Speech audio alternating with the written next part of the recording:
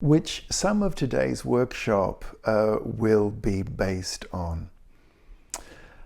I wanted to start our work together today by giving you just a little story of a situation that came up in my many years of educating.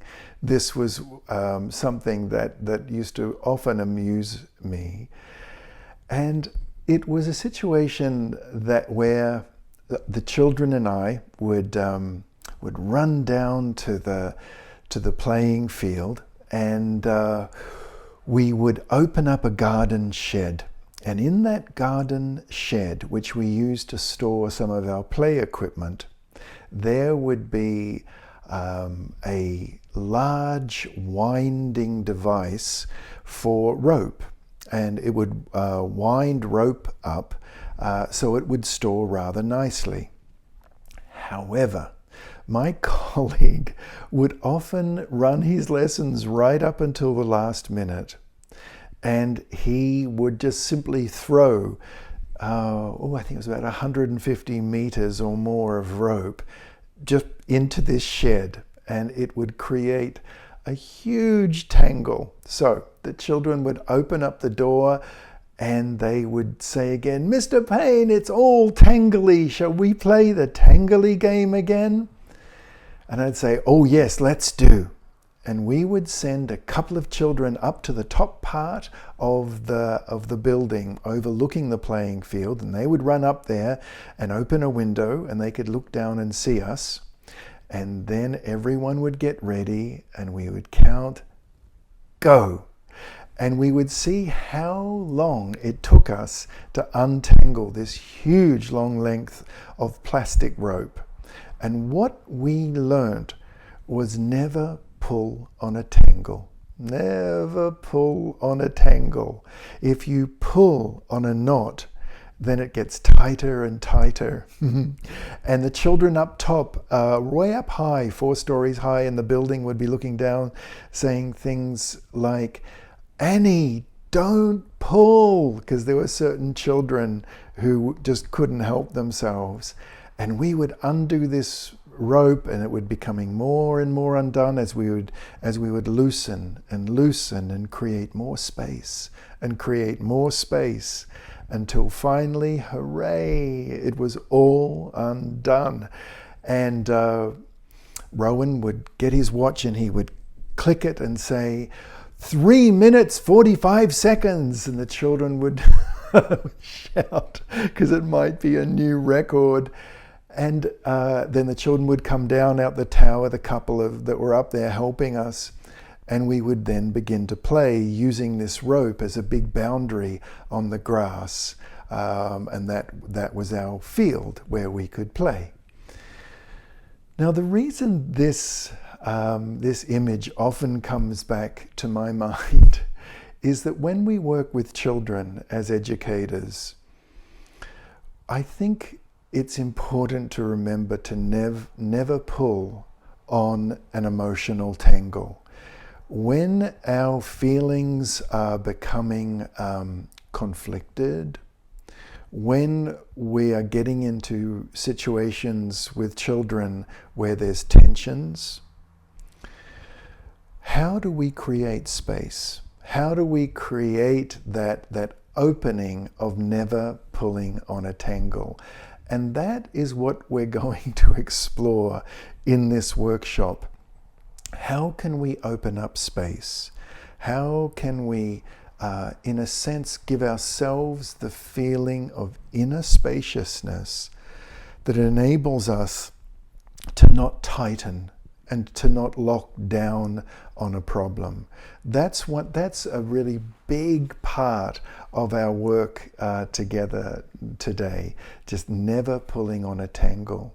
When a child is pressing our buttons, when they are provoking us or provoking each other, but when a child is starting to behave in a way that is hard for us, one of the first questions I find to ask is, can you help me understand? can you help me understand what's happening for you now? Can you help me understand why this is so hard for you? What's going wrong? And that question genuine question of can you help me understand, it means we're opening that knot. We're reaching out. We're not pulling on something. We're genuinely reaching out to a child and asking them, can they help us understand why they're feeling like that? What's going wrong for them? And I found so often, if I can ask that question pretty early on, when I'm sensing that things aren't going well, very often, not always, but very often, a child will reach out to us, reach out to me as an educator, and say things like, well, it's just not fair that this has to happen, or why is there so much homework? Or a little one might say, it's just going wrong, But that reaching out, can you help me understand? I wanted to present right in the early parts of our workshop together that as a practical tool. The next practical tool that I'd like to suggest in terms of opening and never pulling on a knot is first of all to recognize where the knot actually is.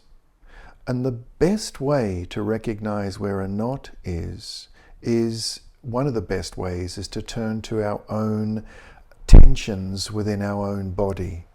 To really, when a child is triggering us, a child is misbehaving, to turn to our body and notice where our tensions are. For some of us, the tensions when we're starting to get frustrated with a child might be in our jaw or in our eyes. Our eyes might start to harden. We might drop our head. Our jaw might start to tighten. That's more around the face. Some people experience that, other people don't.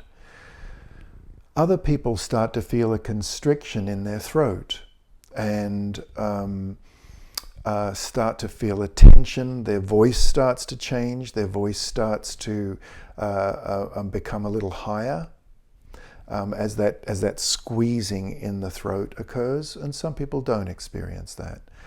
What a lot of people experience is tension in their shoulders. That's very common. So do I feel tension in my shoulders? That might be your tension that you experience. There are others, people have described over the years tension in their forearms, their hands come into a ball, into a fist by their side. Others have described tensions in their stomach, in their abdomen, and feeling tight. Others have described in their legs tightening up or locking out in their knees. There are many kinds of tensions. But what I'd like to do now is invite you to pause and consider, where is your tension? Where is it? Because this is not a random exercise. If we're aware of our somatics, aware of our body tensions, aware of our emotional anatomy, it acts as an early warning sign. It acts as a way for us to know, usually just that little bit ahead of our emotions. It can signal to us that we are about to get frustrated and have that frustration come out of us. And have that frustration, we might raise our voice, or we might become very severe. But one of the ways in which to give ourselves an early warning sign, like a siren, like a fire siren going off, but before the fire strikes, or we see the smoke on the horizon And we know that there is something, it's an early warning sign that something is going off inside us. Where are your tensions? Are they in your face somehow? Throat? Are they in your shoulders or chest? In your lower body? Really take that into consideration as we move through our workshop today, because that theme will come back. Where is my tension? Another key aspect of never pulling on a knot is to understand that most of us have unconscious or only slightly conscious communication habits. Now, some of them are really good ones, and some of them are not helpful at all. One teacher I was speaking to said that her most unhelpful communication habit was slight sarcasm, a humor that had a darkness, an edge to it. And she dealt with her frustration by being sarcastic, and that very often would set the children off. That very often would have a child answering back in not a helpful way, or coming back at her because they didn't like being spoken to that way. And then the trouble would escalate, would get worse and worse. Do you have an unconscious communication habit? Now, of course, it's a hard question, right? So one of the things I would suggest is, if you really want to know, if you're courageous enough, this takes some courage, go to a colleague, a trusted colleague, and ask them. Ask them, do I have an unconscious habit? You know, are there times when I am sarcastic, or when I'm very cold and silent and harsh and withdraw? That's another one. There are all kinds of unconscious communication habits, both with our language, with our words, but also with our body. It might be that we roll our eyes when we're annoyed, and the children really pick this up. So if you have a trusted colleague at school, ask them, do I have an unconscious body language or spoken language communication habit? You could ask, if no one comes to mind, you could ask a friend, someone outside the school, because usually our habits inside the school, well, sometimes there are also habits outside our educating time as well. So become aware of your communication habits, and that's another way to not pull on this knot, to not pull on this tension. Now, a third, or actually fourth point that I'd like to bring up is being aware that our classroom can't always be free of tensions, can't always be in perfect harmony. So it's what I call harmony addiction, where we become addicted to harmony and always wanting the children to behave, and always wanting the children to be polite and respectful, and of course that's an aim. That's fine. But there'll be times when things aren't going well. There'll be times when children are not behaving well. There'll be times when we're not at our best as an educator. And I think it's important to, in terms of opening and not pulling on that knot, pulling on that tangle, it's very important to understand that when times don't go well, that's also okay. It's a part of being an educator. It's just a part of what we move through every day. Now, I know that we know this. I know that we all know that there are days that won't go well, you know, and we think, why isn't this going better? And we can try and move into what I think of as a forcing current, a forcing gesture to make the day be harmonious. Or if we get to the end of the day and it hasn't been a harmonious day, we think, you know, am I not a good educator? What was I doing wrong? And I think, you know, I forgive me for saying the obvious here, but when a day doesn't go well, to accept it as a part of life, to look at why, and to see there were aspects that were going on that made the day frustrating, that didn't have it go very well, but to also accept it. And that's my main point here, is to accept that the path of an educator is a very vulnerable path. It takes so much courage to be a teacher, so much, to get up in the morning and do this hardest of all jobs again. There are very few professions that demand what education does.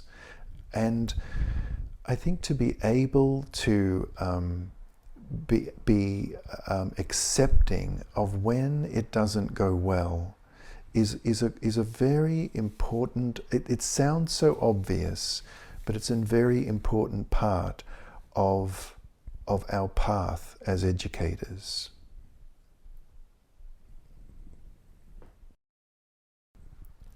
Now, tied closely to this is often, when I've spoken with educators, there's a real reason, very often, that this always striving for harmony and not feeling good if that's not achieved. There's quite often a reason that educators will speak to me, and it's many of us, and it's very understandable, are what we could call conflict aversive. We try and avoid conflict. We try and move around discomfort. We try to never be in a situation that feels tense. Now, just with that rope, there's always going to be knots. There's always going to be tensions. And here's another little tool, another tip. If you feel like this would help you, sit quietly when it feels right to you, when you have a quiet moment, or have a conversation with a trusted colleague, trusted friend, family member, and start to explore what it is about your way of being that tends to avoid conflict, that tends to move around it, tends to be very uncomfortable. Now, this might not be you. You might be okay with conflict, okay with emotions, okay with the children becoming upset. It could be perfectly fine. But if it's not, find someone, talk with them about it. Sit quietly by yourself, think about it. Is there something in my biography that leads me to feel quite uncomfortable with any kind of conflict? And because what often happens is that then there is a over-controlling that creeps in, where we try to really suppress the children, control, always be in charge, which is not a bad thing to be in charge of a classroom, but it can spill over and become very oppressive. It can become very dictatorial. And we want to be educators, not dictators.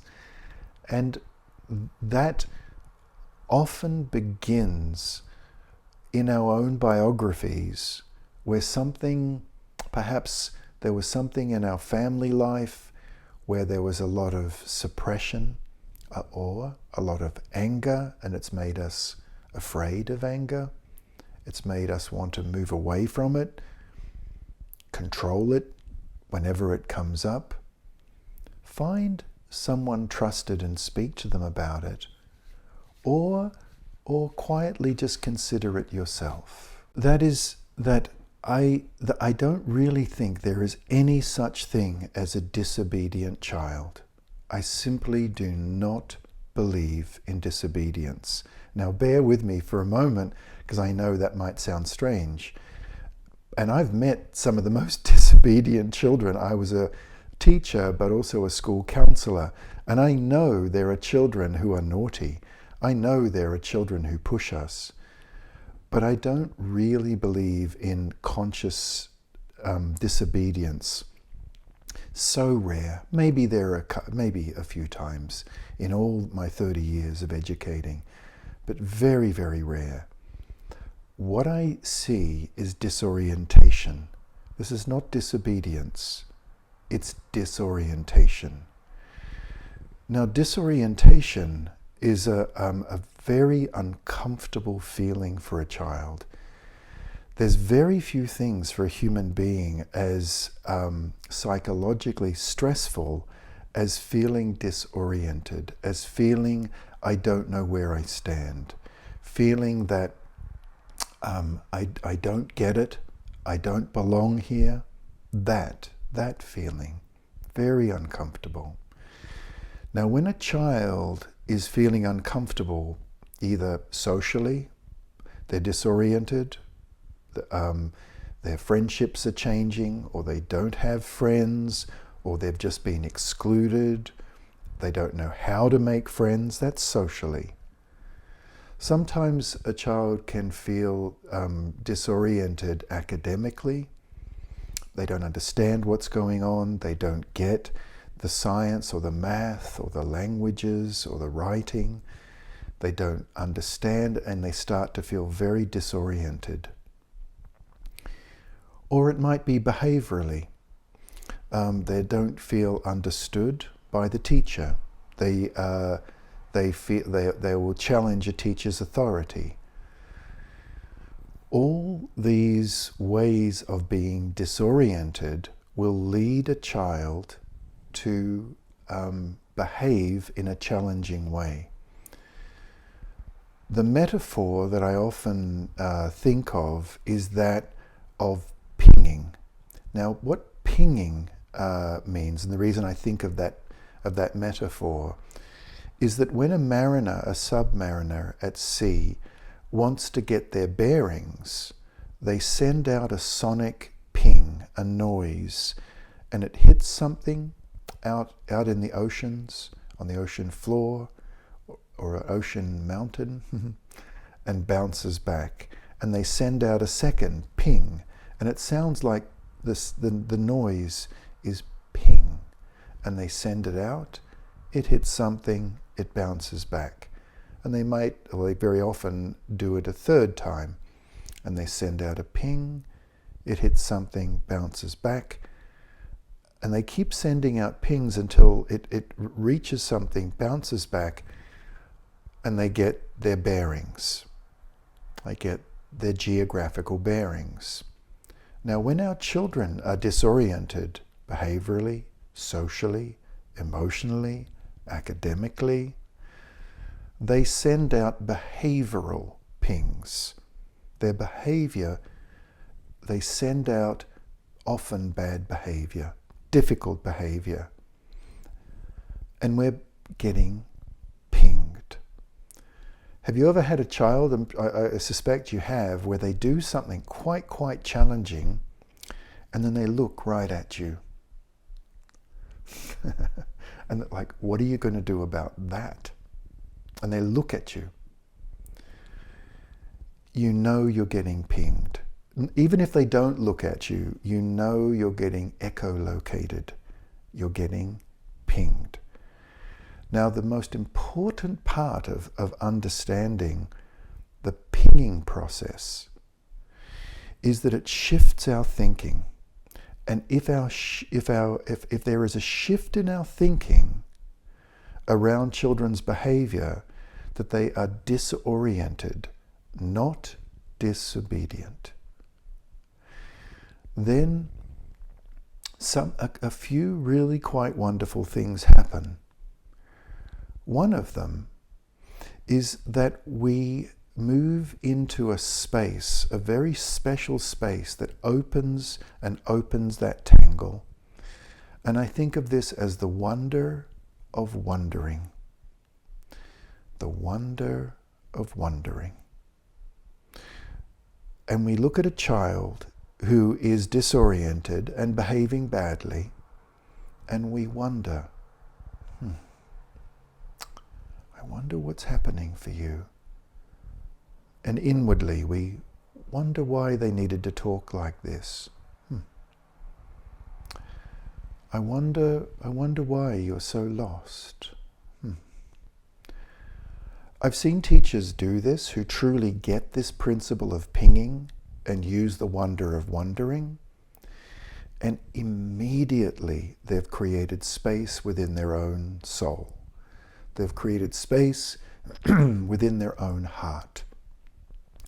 Because we can't wonder and be angry at the same time. The amygdala in the brain, the fight or flight brain, is soothed, is calmed when we wonder, because that's the limbic system. When the limbic system wonders, and the frontal lobes, even higher brain function, the frontal lobes in the neocortex wonder, the fight or flight part of our brain is soothed, and space is created in that knot, in that tangle. The moment we wonder, a child said something quite challenging, and you look at them kindly, wonderingly.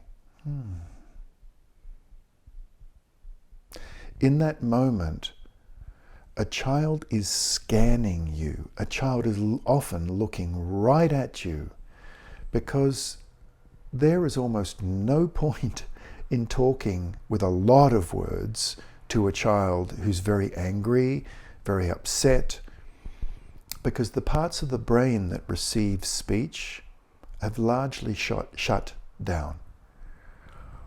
All they're doing is looking at you, scanning you, trying to see if you're safe. That's all they're interested in. Now, when we wonder, when we truly wonder, our eyes soften at the sides. Our eyes soften. Our mouth softens. It goes from a tight lip to a slightly softer, almost imperceptible when we wonder. Our eyes don't focus very hard. They look a little bit into the middle distance. Like, I wonder. Eyes are softer. Mouth is softer. Shoulders soften. And the child in that moment only really is scanning a teacher for two things. One is for body language, to know if they're safe or unsafe. Do they have to fight back, or can they begin to de-escalate? And the other thing that they're looking for is tone. They're not really listening to the words we speak, but when we do speak, they're really tuning into the tone, body language and tone. And the wonder of wondering, if we do that, it's a tiny little thing. No one would really notice that around you that you're doing it. But the very best teachers that I've ever seen have this ability to not take it personally. You see, and the wonder of wondering helps us not take it personally. You can't wonder about why a child is disoriented on one hand and take it personally on the other. It's almost impossible. And when a child understands that you're not taking it personally, there is another point of where they feel safe. The wonder of wondering. Now here's the part that I kind of like the best in some ways, is that when we wonder what is happening for a child, we don't necessarily need to have an answer. We don't. If we can figure it out, that's good. You know, if we think, oh, I wonder if that child had a really bad experience at home, or, oh, I know what happened, that we had a lesson before where they felt really, they just didn't get the decimal fractions, the decimals that we're using, and now they're grumpy. Or whatever it is, you might come up with an answer, but it actually doesn't really matter. What matters is that you did not take it personally. Your face was softer, your body language was just that little bit more receptive, and the child recognizes you're safe. That's pinging, and that is the wonder of wondering. It's almost like being, the way I think of it, is being inquisitive rather than accusative. And so you're not accusing the child of anything. You're wondering. You're wondering, why is this going on? Very small but mighty and powerful gesture for an educator to cultivate. And I know we all wonder from time to time, but this is a capacity, if we cultivate it, really every time we start to feel tensions in our body and a child is misbehaving and frustrating us, if we can train ourselves into the magic of wondering, that power of wondering, if that becomes a place that we go to every time we feel frustrated, every time, then our path as an educator will I almost promise you, will be very different. Moving on from there, one of the things that countless educators have said to me over these decades is that one of the things that frustrates them most is feeling undervalued, feeling unseen. And we're working so hard as educators, responding to so many needs, and when a child devalues us, or it might be a colleague or an administrator or a parent, but we're feeling unseen, undervalued, almost like we're being made to be invisible, or at the very best, like low-paid servants. This is very frustrating. We're professional people, we work hard, we prepare our lessons, we're really doing our best. And when a child undervalues an educator, it can be very triggering. Many teachers have spoken to me over the years about this feeling of being triggered. Now, one of the ways that I first really, this came into consciousness for me, was when I was visiting in Southern Africa.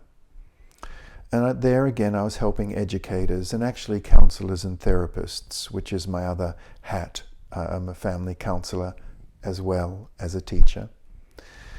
And people in Southern Africa greet each other in a very special way.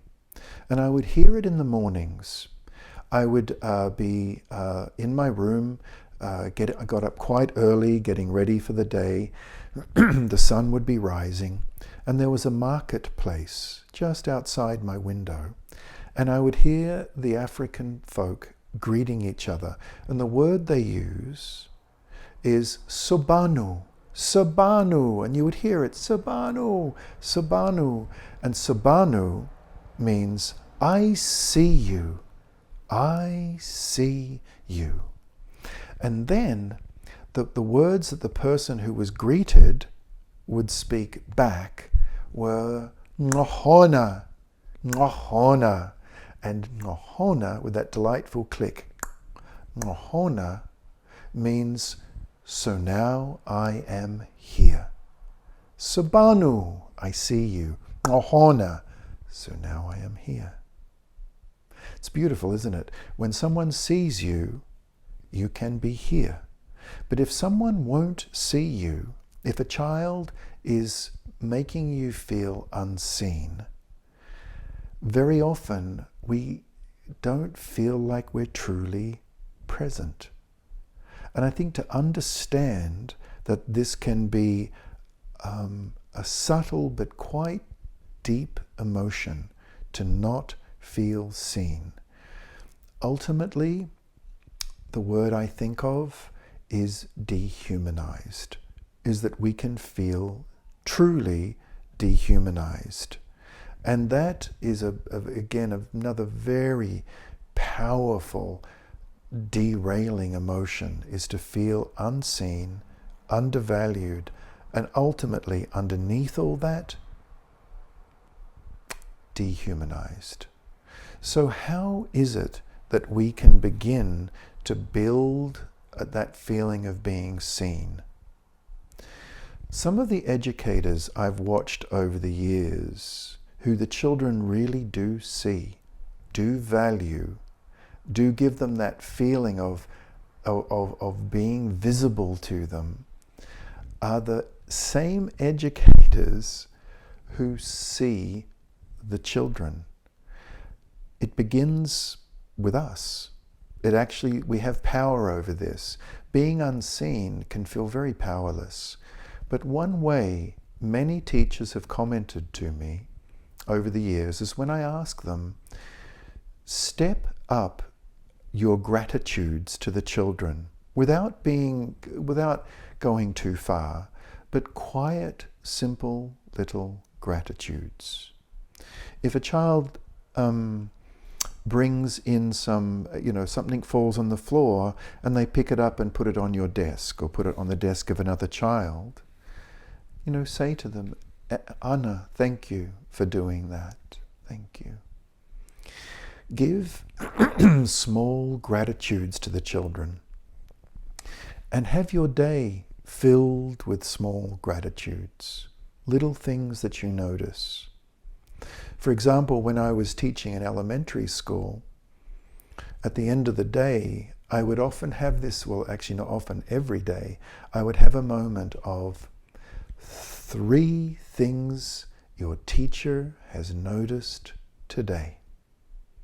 Now, the normal class, which was quite, noisy like any class, were silent. And I'd say to them, now, Annie, I noticed today that when all those pencils went all over the floor from one of your classmates, you helped pick them all up and put them back just right. That's the first thing I noticed. Well, actually, the second thing I noticed is in the playground in one of our chasing games and tag games.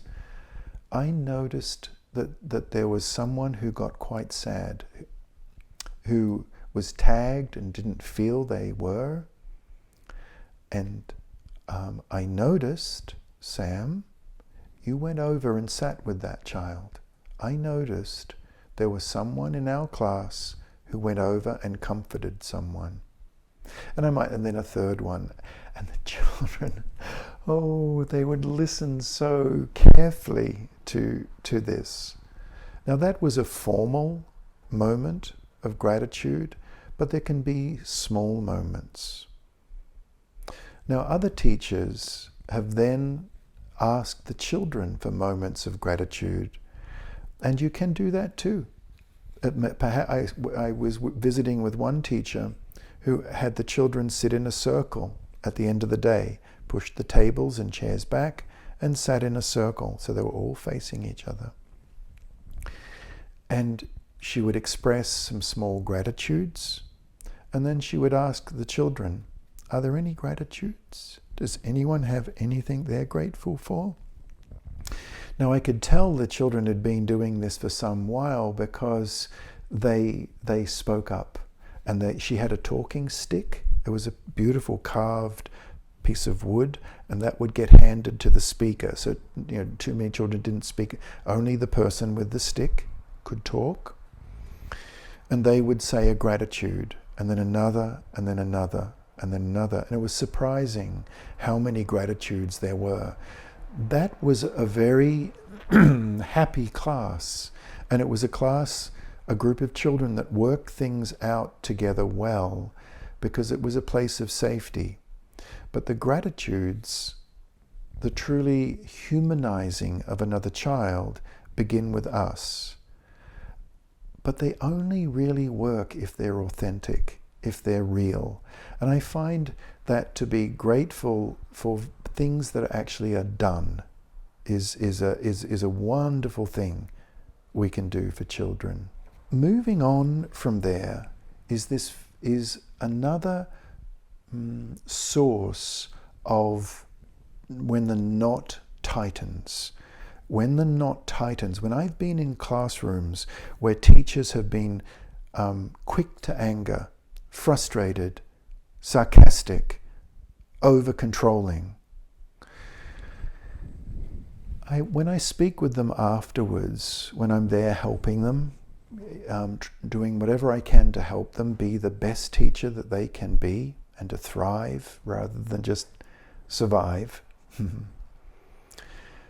One thing I hear a lot, and this is the theme of overwhelm. Frustrated teachers are very often have a feeling of being overwhelmed, that there is too much for them to do, that their cup is overflowing, so to speak, that there are too many demands on them, too little time to achieve it. And this feeling of overwhelm, of like we're drowning, like the water levels are rising and rising, and it's a feeling of surviving. That's when a teacher, as teachers, we can get very anxious, and we then become quick to be sharp with the children, or over controlling, and we're not relaxed anymore. There's not so much fun, humor. We might be quite a funny person. We enjoy humor, just quiet humor. Some of the best teachers have this quiet humor, very just beautiful. But that begins to fade. When we're stressed, that begins to fade.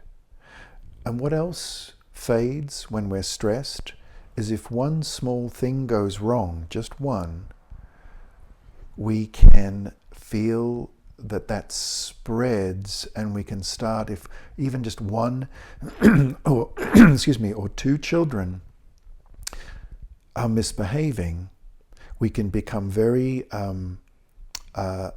we can go into discipline for the whole class. And it's really just one or two, perhaps three, but we spread it. We don't bracket it. What I'm suggesting is this kind of stress when leads us to not bracket things, to not be able to keep it in perspective.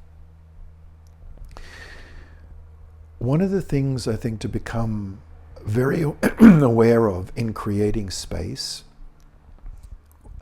is, first of all, I want to give a few very, very practical hints. If we want to create space inwardly, one of the really helpful ways to do that is create a sense of space and spaciousness outwardly. Look at your classrooms and simplify them. Pack things away. Make them very simple on the eye. Make them very simple visually. Declutter as much as you can. Put books in a bookshelf and put a curtain in front of the bookshelf. Take materials and put them in baskets and put the baskets in places so that visually it's very simple. Take a lot of things that are on the walls. Classrooms, in my opinion, are far too cluttered with things on the walls. One woman said to me at my university, when I gave them the task of decluttering their classrooms, and this was a teacher of 20 years, very experienced teacher, came back to me and said, you know, I'm kind of embarrassed because I took everything down. I decluttered, I made the surfaces smooth, all the horizontal surfaces were cleared, the shelves, desks, all the horizontals were cleared. I took down things off the walls, all that stuff off the walls, very little, very little. Now, she was coming back to my university to upgrade her qualifications to a master's degree, but she'd been teaching, as I said, for a long time. And she said, I'm embarrassed because for the first time in 20 years, I was the most interesting thing in the room. And not just me, but the children were interesting to each other. They started becoming more social. We weren't being distracted by all that clutter. When you create a simple, spacious environment outside yourself, that can give you a feeling of spaciousness inside, and in that knot of rope that we talked about, you've just opened up some space. That's the first thing. The second thing to create spaciousness is have your day be rhythmical. Have your day follow certain predictable, rhythmical patterns, so that in the morning we do this, and in the afternoon this, and before we finish, we do this. Now, if you're a subject teacher moving around various classes, high school teacher, then in that 45 minutes to an hour, or however long you have, 30 minutes, again, when you first enter the room, you can still have rhythm. Firstly, you greet the children, just greeting them. Don't walk into a classroom and straight away say, everyone sit down. It's a big mistake. Reach out to them, be interested in them, ask them, how you doing? Oh, is it really, really, really hot today? Oh gosh, it is, isn't it? Or do you remember yesterday you mentioned you were having trouble with that homework? Did that go okay?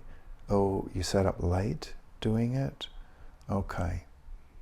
Then, and you just reach out to the children, and you have a little rhythm.